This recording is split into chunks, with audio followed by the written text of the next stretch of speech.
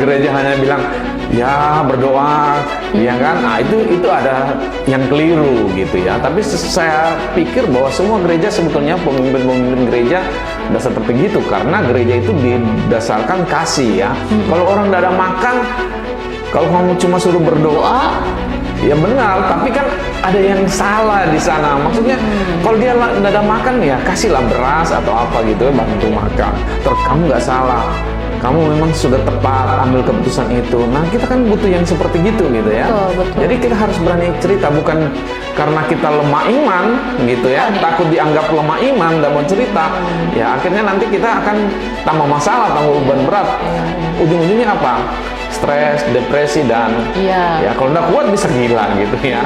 Makanya penting sekali untuk tempat curhat kita. Nah, jangan pernah takut untuk curhat, jangan pernah takut dianggap bahwa lemah iman gitu ya. Nggak apa-apa. Nggak apa-apa ya, cerita harus ya. cerita. Kita berdoa sama Tuhan, artinya kita mau menyerahkan semua apa yang kita alami sama Tuhan gitu. Setuju. Dan kita harus tahu bahwa Tuhan itu punya otoritas sendiri yang kita tidak bisa intervensi, karena Dia tahu yang terbaik buat kita gitu. Kalau masalah itu belum selesai, bukan berarti bahwa Tuhan tidak mendengar doa kita, bukan berarti Tuhan tak sanggup menyelesaikan masalah kita gitu.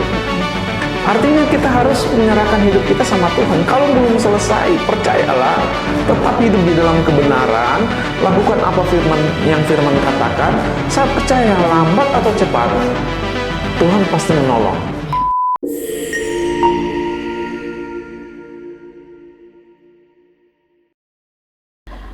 Gereja sering hanya menyukai orang-orang yang positive thinking, yang vibe-nya itu ceria gitu ya. Tapi cenderung kayaknya kalau misalnya ada orang yang mukanya melas, terus mengeluh dan gak bersyukur tentang hidupnya, kayaknya kurang prefer gitu ya. Nah, di podcast kali ini kita akan membuka diskusi bagaimana sebenarnya gereja menjadi satu wadah yang aman untuk para jemaat yang curhat mengenai masalah hidupnya. Ya mungkin ada orang-orang yang sering ngeluh, yang nggak pernah bersyukur akan hidupnya. Nah, diskusi di podcast kali ini aku akan ditemani oleh narasumber yang akan menjawab semua keresahan dan pertanyaan-pertanyaan kita nanti. Yakni malam ini aku akan ditemani oleh Bapak. Biasanya aku nggak panggil Bapak sih, biasanya panggil Ko, karena masih koko-koko. Dengan Ko Puning, apa kabar Ko Puning? Kabar luar biasa, dahsyat, dan mantap. Iya. Nah, Ko, seperti biasa, kita akan membahas mengenai gereja dan problematikanya. Iya. Nah, di podcast kali ini nih, kita akan ngebahas gimana gereja itu kan kadang-kadang kan ada jemaat gitu yang curhat gitu ya.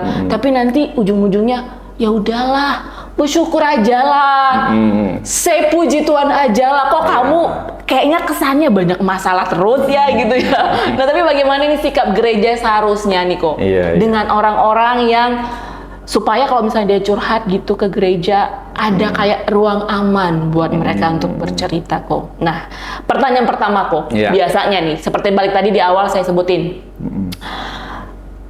Kalau misalnya ada jemaat yang curhat, dia punya masalah hidup, bergelut apapun lah itu ya, baik itu masalah ekonomi kah, masalah pekerjaan kah, terus masalah apa lagi, masalah percintaan kah, masalah rumah tangga kah. Nah, kadang-kadang kan feedback dari orang yang curhat di dalam gereja itu ngatain seperti ini, berkata seperti ini, belajar bersyukurlah. Katakan puji Tuhan lah dengan segala kekurangan yang ada, tapi kamu masih memiliki hal lain seperti ini untuk disyukurin. Nah, tapi sebenarnya kok bagaimana sikap gereja supaya jemaat-jemaat yang curhat ini nih merasa didengarkan, ngerasa dibantu, jadi bukan hanya kayak sekedar dikasih saran aja gitu yang simple-simple seperti itu kok. Ya, ini menarik ya. Tadi pembukaan Atta bilang bahwa kadang-kala, tanda kutip ya, bahwa gereja itu hanya suka orang yang positive thinking. Yes. Ya, nggak suka orang yang bermasalah. Ya, saya ingin luruskan bahwa sebetulnya gereja itu nggak seperti gitu ya. Gereja itu seharusnya menjadi jawaban bagi setiap anggota jemaatnya maupun bagi dunia di sekitarnya ya, lingkungannya. Nah, terkait dengan pertanyaan Atta tadi bahwa bagaimana jika ada orang yang curhat misalnya, tetapi hanya orang yang curhat itu tidak mendapatkan solusi dari gereja gitu. Bagi dia kayak ngerasa ya. solusi. Karena disuruh bersyukur aja, disuruh puji Tuhan aja. Nah, ini gereja yang mana ini yang puji Tuhan aja? Ya, saya rasa gereja harus menjawab sebetulnya ya, menjawab kebutuhan. Misalnya dia lapar, mau enggak ada makan, makanan di rumah misalnya keluarganya. Lalu gereja hanya bilang, ya berdoa, ya kan? Nah, itu ada yang keliru gitu ya. Tapi saya pikir bahwa semua gereja sebetulnya pemimpin gereja udah seperti gitu, karena gereja itu didasarkan kasih ya. Kalau orang tidak ada makan, kalau kamu cuma suruh berdoa, ya benar, tapi kan ada yang salah di sana. Maksudnya kalau dia tidak ada makan, ya kasihlah beras atau apa gitu, bantu makan. Terkecuali memang gembalanya juga tidak ada, atau gereja memang tidak ada apa-apa gitu ya. Tapi saya rasa tidak seperti gitu.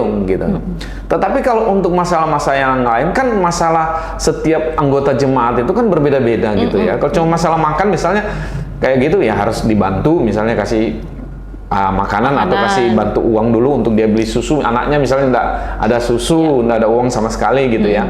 Nah, tetapi ada juga orang-orang yang curhat, tapi bukan dia curhat untuk menemukan solusi, dia curhat untuk pingin membenarkan setuju dengan apa yang dia alami gitu.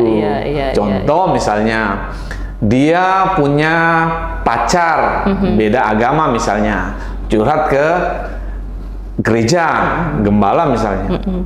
Lalu Alkitab bilang, kebenaran firman bilang bahwa tidak mungkin, tidak bisa, maksudnya bukan tidak bisa itu gelap sama terang bersatu gitu. Artinya ada dua hal yang berbeda di sana, sehingga waktu dikasih saran, oke, kalau begitu ya berpisah aja karena tidak sama, harus salah satu mesti ikut.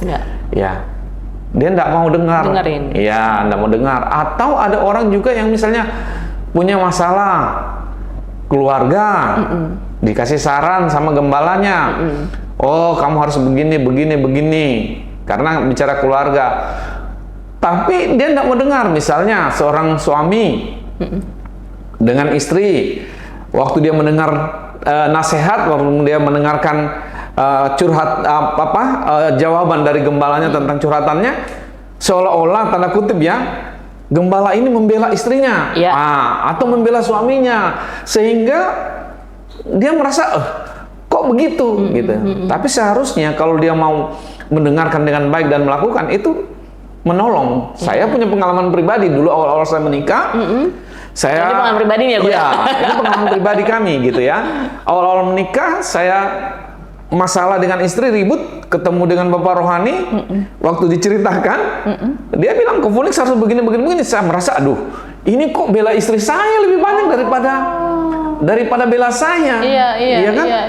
Nah, tapi satu hal, saya belajar nurut gitu ya, mengikuti, ternyata apa yang dia sampaikan itu benar gitu. Dan itu yang menolong rumah tangga saya sampai hari ini bisa lebih baik. Makanya jangan cepat-cepat menolak apa yang disampaikan gitu ya. Kalau ada saran dari gembala atau coba ikutin. Jangan-jangan benar. Dan itu banyak kali kami alami. Kadang-kadang istri saya juga begitu merasa, oh sepertinya dia bela suamiku aja ini, aku yang jahat gitu ya. Tapi kami belajar nurut, coba kita ikutin. Dan itu yang menolong, seperti gitu. Jadi sekali lagi gereja itu saya ingin sampaikan bahwa gereja itu punya hanya menyukai orang-orang yang positif ya. Orang-orang bermasalah nggak suka, enggak. Gereja pada intinya bahwa pingin melihat semua jemaatnya mengalami perubahan hidup dan mengalami kebahagiaan bersama dengan Tuhan, seperti itu. Jadi bukan soal gereja yang nggak mau dengerin ya, Ko ya, tapi kadang-kadang menjadi masalahnya adalah jemaat yang curhat, merasa tidak didengerin, padahal sebenarnya dia tidak mau mendengarin. Nggak mau mengikuti, dia cuma ingin persetujuan. Ingin persetujuan. Iya, betul. Oke. Nah, Ko, tapi gini kok, kan ada kesan nih ya, kalau misalnya nih jemaat yang let's say lah misalnya udah beberapa lama lah di gereja gitu ya. Ya namanya juga hidup pasti adalah masalah ya kok ya. Ya, ada betul. masa-masa di mana ya memang hidup ini bermasalah sih sebenarnya gitu ya. Tapi tergantung dari kita Ya. ngelihat masalah itu sendiri sih Ya, sebenarnya. betul, betul. Nah tapi dia takut gitu loh curhat ke gereja karena kalau misalnya dia curhat ada masalah hidup kesannya kayak kurang iman gitu kok. Iya. Nah, kira-kira kok kalau misalnya nih salah nggak sih kalau misalnya ada jemaat yang kayak selalu kayak kelihatan itu kayak penuh masalah, ngeluh terus, nggak selalu bersyukur. Nah, gimana pandangan Kofonix mengenai hal itu? Ya, memang ada juga orang-orang yang nggak berani mengungkapkan masalahnya karena takut dianggap bahwa dia kurang kurang beriman, nggak? Padahal sebetulnya enggak gitu ya. Oh iya. Iman itu dia bertumbuh. Ya, Alkitab bilang bertumbuh. Jadi kadang-kadang kalau kita merasa bahwa kita nggak sama dengan orang lain, Iya. itu bukan masalah sebetulnya, memang seperti gitu ya. Jadi saran saya jangan takut ceritalah karena paling tidak dia mendengarkan gitu ya, itu akan memberi keringanan buat kita.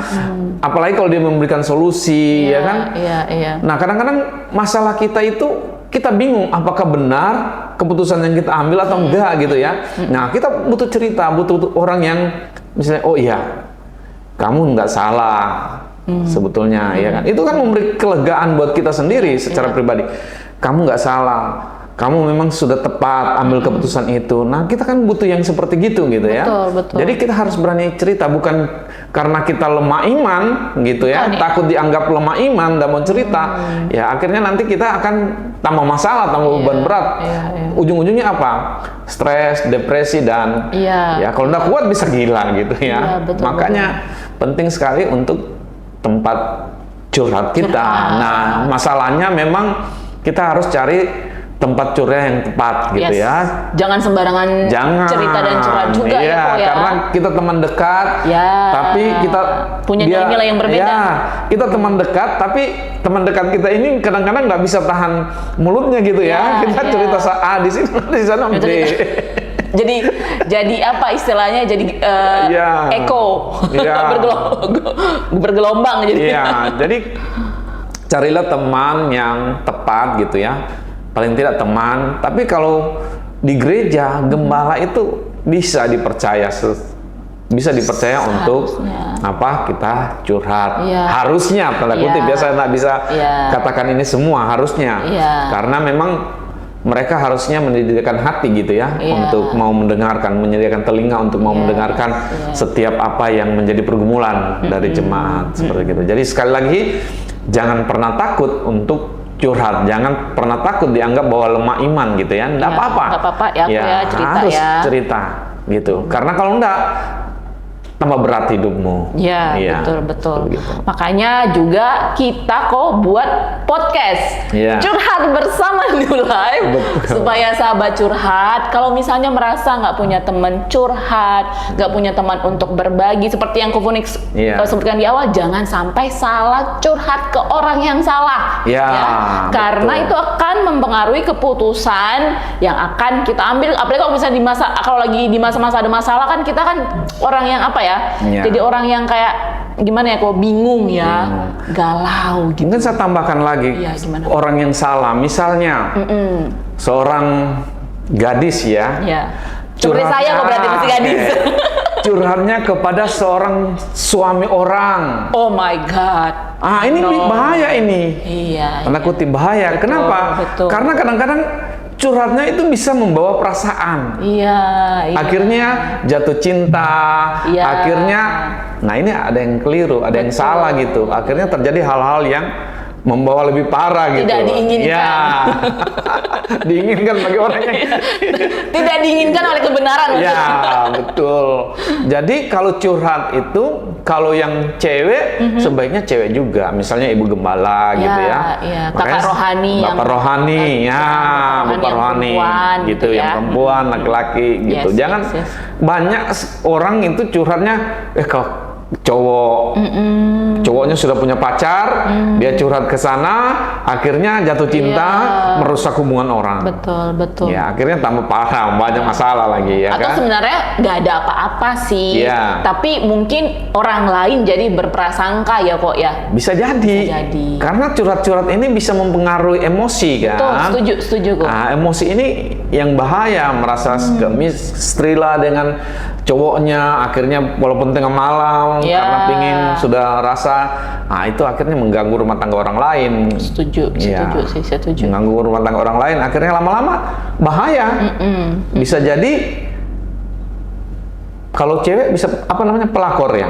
Nah, bisa jadi pelakor. Kalau cowok apa itu? Kalau cowok pembinor. Kalau kayak gitu komunis kayaknya nggak hafal ya. Kita kayaknya nggak hafal ya. Iya, itu akibat salah curhat. Yes. Ya, seperti gitu. Makanya carilah orang yang tepat untuk kita curhat. Jadi harus dilihat juga siapakah yang kita tempat kita untuk curhat, dan mungkin yang harus kita perhatikan juga nilai-nilainya. Jangan sampai kita juga curhat sama yang maaf nih yang sebelah gitu Jangan sampai kita juga curhat sama orang yang punya mindset yang salah gitu betul. ya. Kita lihat juga dari buah hidupnya ya kok ya. Betul sekali. Setuju. Itu. Nah makanya sahabat curhat, kalau curhat di podcast Curhat Bersama Nulife, kami pastikan bukanlah tempat yang salah. Karena di podcast Curhat Bersama Nulife kita ada beberapa konselor ya kok ya. Kita ada dua tim inti sekarang, ada dengan Kofunis dan istri, dan juga dengan Pak Bagus dan istri Ibu Dita. Jadi setiap sahabat curhat yang pengen curhat langsung boleh komen di bawah, boleh juga WhatsApp kita di 0819 081 7-nya 4x1, atau yang sekarang di live TikTok pengen curhat langsung aja komen di bawah, langsung kira-kira ada masalah apa, ada pergumulan apa ya. Boleh langsung komen di TikTok live kita sekarang. Dan juga Niko, ada yang bertanya-tanya, kalau misalnya curhat di podcast Curhat Bersama Nulife dengan beberapa konselor tadi disebutkan, kira-kira berapa kok biayanya untuk per jam, atau mungkin untuk per satu masalah hidup, itu berapa kok untuk biaya konselingnya? Ya, untuk Curhat Bersama Nulife itu gratis. Gratis ya kok ya? Iya, nggak ada biaya. Karena kami juga orang-orang yang bermasalah dulunya ya kan? Sama kok, aku juga dulunya. Tapi paling tidak kami sudah pernah mengalami, kayak rumah tangga kami sudah berumah tangga sekitar 18 tahun ya, 19 tahun. Jadi kalau bicara rumah tangga kami juga punya pengalaman gitu. Bicara percintaan kami juga punya pengalaman, iya kan? Jadi ya bolehlah kalau mau curhat gitu ya. Tentunya. Dan itu free? Ya, free. Gratis ya kok ya? Free, karena kami juga sudah menerima free gitu. Nah, ya jadi kita ingin kembali nih untuk sahabat podcast Curhat Bersama Nulife, sahabat curhat maksudnya. Kalau misalnya mau curhat semuanya free, tinggal WhatsApp kita aja. Kira-kira mau curhat di kalau bisa sih langsung di tempat kita ya kok ya. Betul. Di Ruko Sentral Sukajadi, Blok B1 nomor 12B, kok bisa lupa sih. Ya. Nah, kita kembali lagi kok ke pertanyaan mengenai curhat. Ada ya mungkin ya, karena aku juga ada kenal 1-2 orang. Dia curhat. Dia sudah curhat beberapa kali kepada pemimpin gerejanya. Hingga pada akhirnya selalu pasti disarankan kan dikasih kebenaran firman Tuhan, karena sebenarnya yang menjadi isu ketika kita ada masalah ini kan mindset ya kok ya, supaya kita mengalami metanoia. Nah, dia sudah berdoa kok, tapi kok nggak pernah kayak ngerasa nggak dapat jalan keluar. Terus udah curhat beberapa sesi, tapi kayaknya ngerasa stuck gitu kok. Hingga akhirnya dia pengen curhat itu terus, takut dicap takut dicap hidupnya penuh drama. Karena yang selama beberapa tahun itu terus dicurhatin gitu loh. Nah, kalau menurut komunis gimana tanggapan komunis dengan orang-orang yang seperti ini? Apa memang orang-orang ini memang udah nggak bisa move on atau gimana sih kok? Atau gimana sih kebenarannya? Iya, satu hal yang kita tahu bahwa ketika kita berdoa, bukan berarti kita memaksa Tuhan untuk menyelesaikan masalah kita. Itu dia. Ya kan? Kita berdoa sama Tuhan artinya kita mau menyerahkan semua apa yang kita alami sama Tuhan gitu. Setuju. Dan kita harus tahu bahwa Tuhan itu punya otoritas sendiri yang kita tidak bisa intervensi karena Dia tahu yang terbaik buat kita gitu. Kalau masalah itu belum selesai, bukan berarti bahwa Tuhan tidak mendengar doa kita. Bukan berarti Tuhan tak sanggup menyelesaikan masalah kita gitu. Artinya kita harus menyerahkan hidup kita sama Tuhan. Kalau belum selesai, percayalah, tetap hidup di dalam kebenaran, lakukan apa yang firman katakan. Saya percaya lambat atau cepat, Tuhan pasti menolong. Karena dari bukti banyak ya, dari kisah-kisah di Alkitab, dari cerita kesaksian orang, bagaimana Tuhan menolong gitu ya. Satu contoh, saya pernah punya teman ya, dulu masih youth, masih muda ya. Dia salah menikah dengan beda keyakinan. Ya. Waktu awalnya baik gitu, oh ya enggak apa-apa. Begitu dia menikah, dilarang dia pergi ibadah ke gereja. Singkat cerita, dia menderita. Itu berdoa sama Tuhan, rasanya enggak pernah Tuhan jawab gitu. Ya, enggak ada perubahan. Malah kalau dia mau pergi gereja gitu, dipukulin, ditendang dan lain sebagainya. Ya dia cuma berserah sama Tuhan gitu ya, berserah sama Tuhan sambil berdoa. Dan lama setelah itu mereka punya anak, lalu anaknya ini dia minta izin untuk bisa ke suaminya untuk sekolah minggu gitu ya. Waktu dia minta izin, suaminya entah kenapa izinkan. Dan apa yang terjadi? Waktu anaknya ini sekolah minggu, anaknya ini mengalami perubahan. Ibu ini, dia minta izin untuk anaknya boleh sekolah minggu. Dan puji Tuhan, suaminya yang awalnya keras begitu, mengizinkan. Puji Tuhan. Nah, jadi anak ini mulai sekolah minggu. Dan apa yang terjadi? Waktu di sekolah minggu, anak ini diajar untuk baik, menghormati orang tua. Anak ini pulang dari sekolah minggu, di rumah dia mulai mendoakan orang tuanya. Orang tuanya lihat, loh ini bagus, positif, dan perubahannya sangat baik. Nah dari sana lama-kelamaan, akhirnya dia diizinkan pergi gereja. Lama-kelamaan, akhirnya suaminya juga ikut. Puji Tuhan. Tapi itu butuh proses yang panjang. Iya, betul. Butuh proses yang panjang. Artinya di sini saya ingin sampaikan bahwa jawaban doa Tuhan itu enggak seperti apa yang kita pikirkan gitu. Kadang-kadang bisa cepat, kadang-kadang bisa lambat. Tapi bukan berarti Tuhan tidak dengar, Tuhan tidak bisa menolong kita.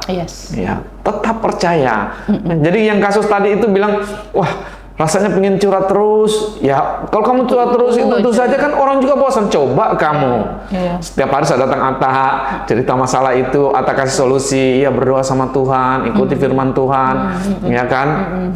Enggak. Besok masih, itu lusa, lagi. 6 tahun kemudian masih, kan ada yang error, ada yang keliru, ada yang salah, ada yang keliru sana. Tapi percayalah, Tuhan tidak pernah diam. Tuhan itu energik, dia bisa bergerak, dinamis ya, dia tahu tentang kita, dia tahu, dia ngerti apa yang menjadi masalah kita. Masalahnya kita mau nurut nggak, mau melakukan nggak apa yang menjadi kehendak dia. Ya. Oke. Nah, ada beberapa studi kasus yang pengen bicarain. Ini sebenarnya lebih ke ini yang sering sering terjadi, dan ini juga kita dengar dari sekeliling kita. Nah, untuk studi kasus pertama seperti ini, kadang-kadang kan tuh banyak tuh ya yang curhat. Dulu zaman-zaman aku masih kerja dulu kerja di marketplace ya maksudnya. Kayaknya kerjanya ini berat banget gitu. Kayak ngerasa burn out gitu kan. Ngerasa kalau aduh ini kerjaan aku kok penuh masalah gitu terus. Hingga akhirnya aku curhat ke salah satu teman yang ada di gereja. Dan jawabannya seperti ini. Bersyukurlah Tak, kamu masih ada pekerjaan. Bandingkan tuh sama yang lain yang lagi sekarang tuh lagi berjuang untuk mencari pekerjaan gitu kan.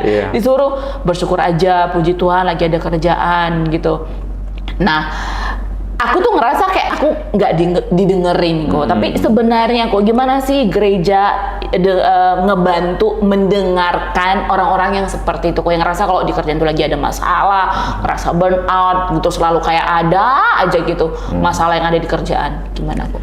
Ya, sebetulnya kasus ini bukan cuma kamu mungkin yang alami ya, atau ada, pasti banyak yang ngalami, karena kadang-kadang kita kerja nggak sesuai dengan profesional kita gitu ya, tidak sesuai dengan kemampuan kita gitu, sehingga waktu ada tekanan, ada masalah, itu rasanya nggak sanggup gitu ya. Nah, saran saya, kalau saya dalam posisi itu, ya, kalau saya dalam posisi itu, ya kalau sudah jenuh di sana ngapain bertahan, gitu. Iya, betul. Mending saya cari kerjaan lain. Tapi sebelum kamu cari kerjaan lain, sebelum kamu berhenti misalnya, ya coba cari dulu gitu ya. Jangan langsung berhenti, tiba-tiba nggak ada kerjaan, nggak makan gitu ya. Ya, jadi harus cari. Kemudian saran saya ya, harusnya kita itu tambah skill, kemampuan kita gitu ya, keterampilan, tambahkan gitu ya. Karena kalau kamu cuma punya satu keterampilan, kemampuan, ya kamu nggak bisa punya pekerjaan yang lain gitu ya. Tapi kalau kamu punya keterampilan yang lain gitu ya, sangat baik gitu. Jadi makanya untuk yang muda-muda seharusnya mulai dari sekarang jangan semua uangnya dihabisin. Disisihkan untuk mungkin kursus, tambah pengetahuan, keterampilan dan lain-lain. Sehingga waktu kamu jenuh dan memang sudah tidak mampu lagi di sana, ya boleh cari yang lain gitu. Gitu. Jadi investasi itu bukan hanya soal uang aja kok ya. Jadi investasi juga investasi skill juga ya. Betul, keterampilan kita itu untuk masa depan gitu. Banyak orang mau penghasilan besar tapi tidak mau tambahkan keterampilan gitu. Betul. Lalu selalu mengeluh, wah gaji kecil, nggak mau. Padahal keterampilannya cuma segitu. Iya, padahal dia punya kemampuan, kapasitas itu aja gitu. Setuju. Jadi harusnya dia mulai buka mindset apa sih? Mungkin jualan, ya kan? kayak aku kan jualan tuh. Untuk apa? Tambah income biar paling tidak uang jajan anak sekolah ada, gitu. Seperti gitu. Jadi tambah keterampilan kita, jangan hanya terus mengeluh burnout di sana, nggak mau, sudah jenuh ya berhentilah. Kalau sudah terlalu jenuh ngapain, lama-lama kamu gila jadi stres di sana kan, berantem dengan orang ngapain gitu ya. Tapi kalau kamu punya keterampilan, hatimu damai, kerja, wah lebih enak gitu. Setuju. Gitu. Setuju kok. Nah, studi kasus berikutnya kok. Kalau misalnya nih, ini dia lagi ngalami patah hati kok. Wah. Ini kan kadang-kadang kan orang yang lagi broken heart ini dinasihati kan apa ya? Nggak masuk. Nggak masuk. Selalu kayak butuh pembenaran diri gitu kan. Nah, ada ini yang udah lama pacaran gitu ya. Udah lama pacaran terus ditinggal nih sama pacarnya. Terus dia curhat sama kakak rohaninya. Yang ada kakak rohaninya bilang gini, ya udahlah, pasti nanti Tuhan kasih yang terbaik. Nggak jadi sama sekarang. Percaya deh, nanti Tuhan kasih yang terbaik lebih dari yang pada kamu harapkan dan yang daripada kamu pikirkan.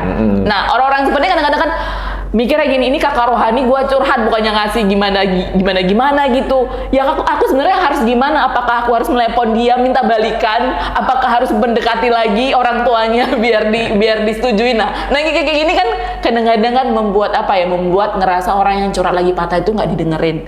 Nah kalau menurut Kofunix, nah gimana supaya nggak salah punya ini nih, punya pikiran yang salah nih orang yang seperti itu lagi curhat ke gereja. Iya. Saya percaya bahwa apa yang disampaikan tadi teman curhatnya itu benar juga gitu ya. Kamu pasti apa terbaik. Kenapa bisa putus gitu? Kamu mesti cari akar permasalahannya. Kenapa bisa putus gitu ya? Kalau putusnya karena kita yang bermasalah, perbaiki hidupmu. Ya kan? Tapi kalau kamu sudah hidup baik, hidup benar, dan dia putusin kamu, seharusnya kau bersyukur. Karena ingat bahwa Tuhan turut bekerja dalam segala perkara untuk mendatangkan kebaikan bagi mereka yang mengasihi dia, gitu ya. Nah, kalau dia tinggalkan kamu sebelum menikah, menurut saya jauh lebih baik daripada setelah menikah dia meninggalkan. Ya kan, dia menelantarkan, dia cuek dengan kamu, akhirnya kamu merasa sendiri. Ada suami tapi rasa tidak punya suami misalnya, ada istri tapi merasa tidak punya istri. Lebih baik seperti gitu. Makanya waktu kita diputus, ya kita mesti tahu apa sih masalahnya. Di mana masalahnya? Apakah di dia atau di saya? Kalau di saya, perbaiki hidupmu. Saya kira waktu kamu perbaiki hidupmu, kamu hidup benar, takut akan Tuhan, berjalan menurut firman, orang banyak yang suka sama kamu, bukan karena kamu punya duit, gitu ya. Apalagi kalau kamu rajin, gitu ya. Kalau laki-laki misalnya rajin, mau berusaha, orang suka. Betul. Lebih baik dia kasih anaknya ke kamu daripada kasih kepada orang yang kaya tapi hidupnya nggak bener, gitu. Makanya sekali lagi, nggak salah apa yang disampaikan temannya curhat bahwa Tuhan akan kasih yang terbaik. Tapi kalau saya ditanya, pasti saya tanya, akar permasalahannya di mana? Kenapa kamu sampai pisah? Ya kan? Oh, dari sana baru kita tahu yang salah ini siapa, gitu. Dan coba memperbaiki. Ya, kalau sudah tahu salahnya kan memperbaiki diri, gitu.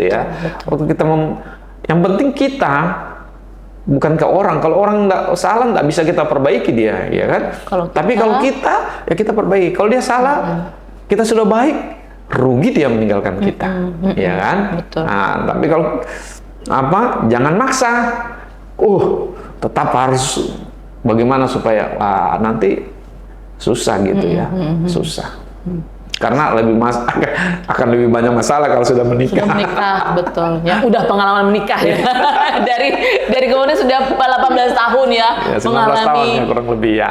Gula, garam, dan juga asin manis pernikahan.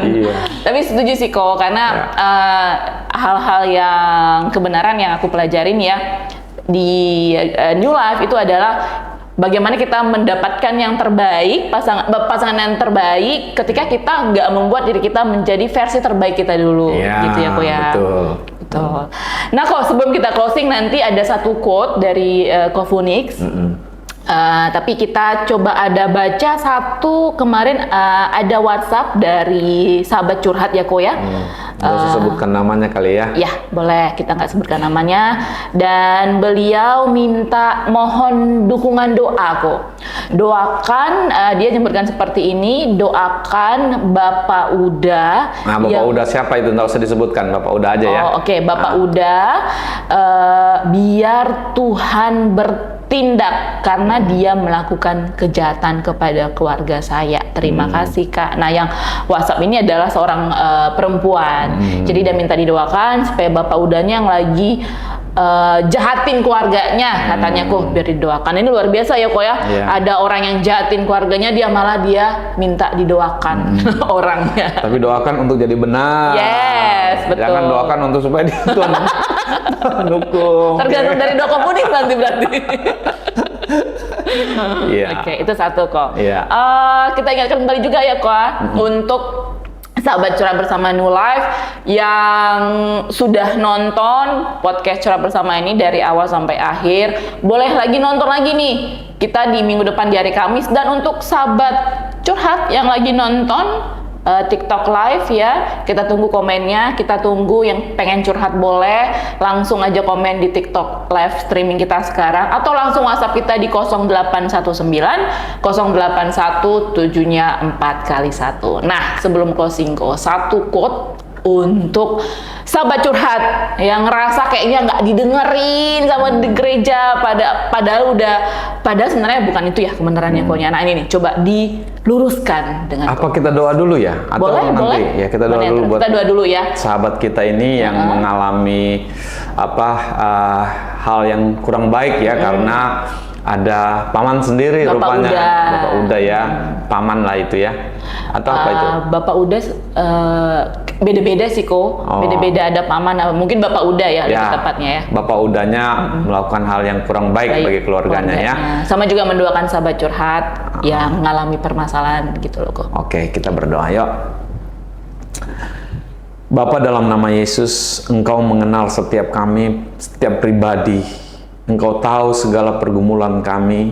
Secara khusus buat sahabat kami yang sudah mengirimkan permohonan untuk didoakan Tuhan, tentang bagaimana mereka, keluarganya diperlakukan tidak baik. Tetapi pada saat ini Tuhan, kami memohon belas kasihan-Mu, kiranya Engkau melindungi keluarga ini Tuhan, menolong mereka sehingga mereka terpelihara dalam hidup mereka. Amin. Dan bagi udahnya Tuhan tolong juga sehingga mereka mengalami perubahan pola pikir, tidak melakukan kejahatan. Engkau tolong sehingga mengalami perubahan hidup, dan biarlah keluarga ini boleh menjadi keluarga yang lebih baik lagi ke depannya.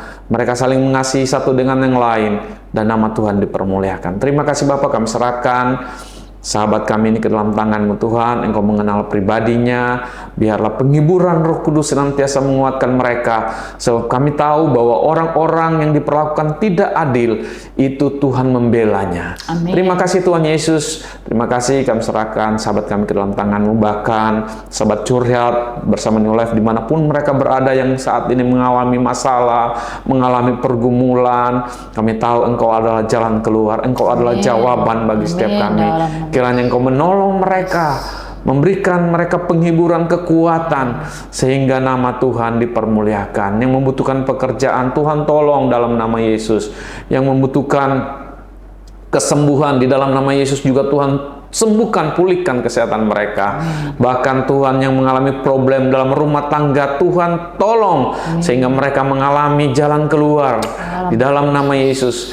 Juga mereka pasangan muda-mudi Tuhan, Engkau pelihara mereka sehingga mereka boleh menemukan pasangan yang terbaik dari Tuhan, sehingga di dalamnya Tuhan Engkau saja yang dipermuliakan. Terima kasih Bapa, kami serahkan seluruh sahabat curhat bersama New Life ke dalam tangan Tuhan. Kiranya Tuhan menolong mereka, memberikan mereka penghiburan, kekuatan, dan memberikan jalan keluar, sehingga di dalam nama Tuhan dipermuliakan. Terima kasih Bapa, di dalam nama Yesus kami berdoa dan mengucap syukur. Haleluya, amin. Yang percaya, Tuhan pasti memberikan jalan keluar buat setiap masalah kita. Amin. Amin. Ya. Amin. Oke. Closing, sebagai closing kita, satu quote untuk memotivasi sahabat curhat supaya sebenarnya bukan soal didengarkan atau tidak ya kok ya, tapi bagaimana mereka memandang satu gereja sebagai tempat jawaban bagi setiap permasalahan mereka. Ya benar, itu kayaknya. Oh, itu ya? Jadi sahabat curhat bersama New Life, percayalah gereja itu selalu pingin mendengar curhatan saudara. Bukan berarti gereja itu hanya pilih-pilih orang, ya. Tanda kutip, saya juga nggak bisa general semuanya. Ada juga gereja mungkin yang pilih-pilih. Tapi pada dasarnya kebenarannya gereja itu nggak pilih-pilih orang. Curhatlah kepada orang yang tepat, jangan yang salah gitu ya, seperti suami orang atau istri orang atau orang yang bocor mulut tanda kutip ya. Tapi curhatlah kepada hamba-hamba Tuhan, karena mereka dipercayakan untuk menolong, membimbing saudara sehingga saudara bisa pada track yang benar. Ya. Yes. Kofunix, terima kasih sudah menjawab keresahan kami dan juga sahabat curhat. Jangan sampai salah mindset ya, bahwa sebenarnya nggak ada salah kok ya curhat ke gereja. Betul. Ya kok ya, karena sebenarnya gereja itu adalah tempat yang aman bagi kita untuk curhat, dan kita percaya bahwa gereja adalah tempat jawaban bagi setiap kita. Karena ada kebenaran firman di dalamnya. Kalau begitu sahabat curhat, jangan lupa terus saksikan podcast Curhat Bersama New Life setiap hari Kamis jam 7 malam hanya di channel YouTube New Life Batam. New Life. Bye. Curhat ya, curhat.